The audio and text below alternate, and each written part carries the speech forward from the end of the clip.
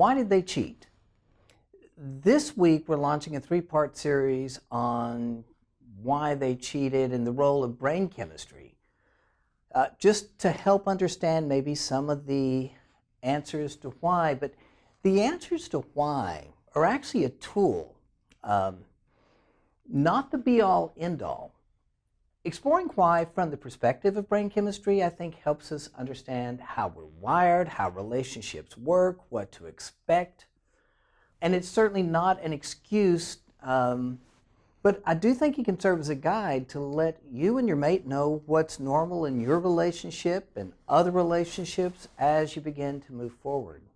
But when I talk about reasons why, I really want to add a disclaimer here, and that's what I'd like to talk about in this particular video. What are the problems with why? To me, the goal of recovery is to find a new life of meaning and purpose. It's to get your life back, not the old life, but to even transcend that and to find something much better. But using the infidelity, so to speak, as a catalyst to move on to something else. But it's a myth to believe that change will be accomplished simply by the explanations of why, or that change will be accomplished by information or insight.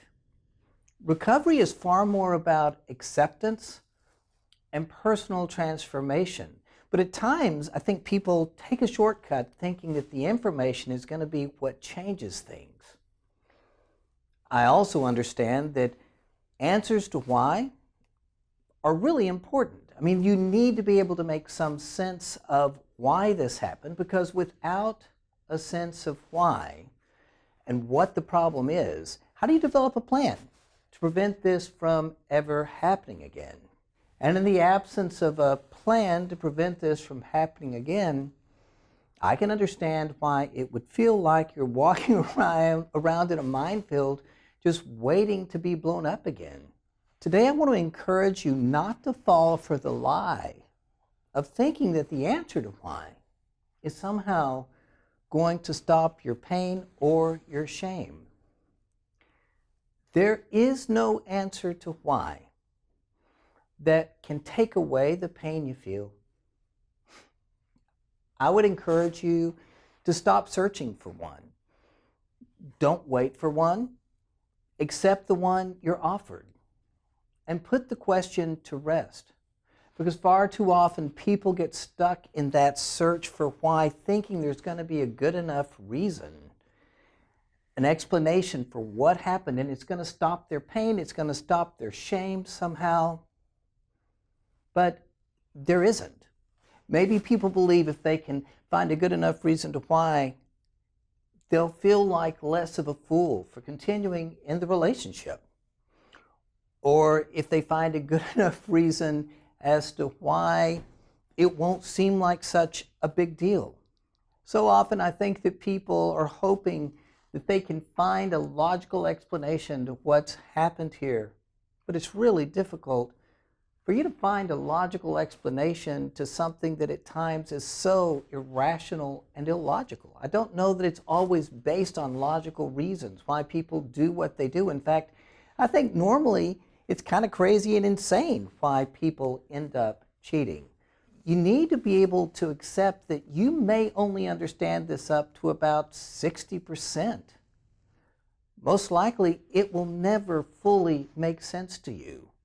And until you can get to that point, it's going to be hard of letting go, not knowing why. And even if it did fully make sense to you, I would propose it still doesn't stop your pain. There is no answer to why that'll take that pain away. Getting over the heartbreak of infidelity is a fight. It's a battle. And you're not going to find a good enough explanation that'll ever feel satisfying to you.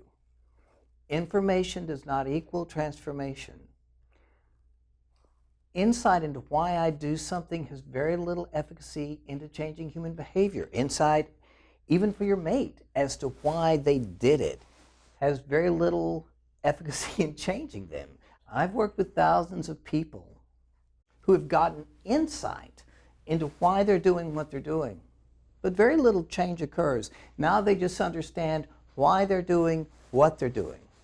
Explanations are going to be useful to you insofar as they allow new pathways forward. They allow us to see what we can do better next time. That is why we search for the whys. They provide a roadmap for what doesn't work. They provide hope by showing us what needs to be different, how we can get a better life as a result of all of this.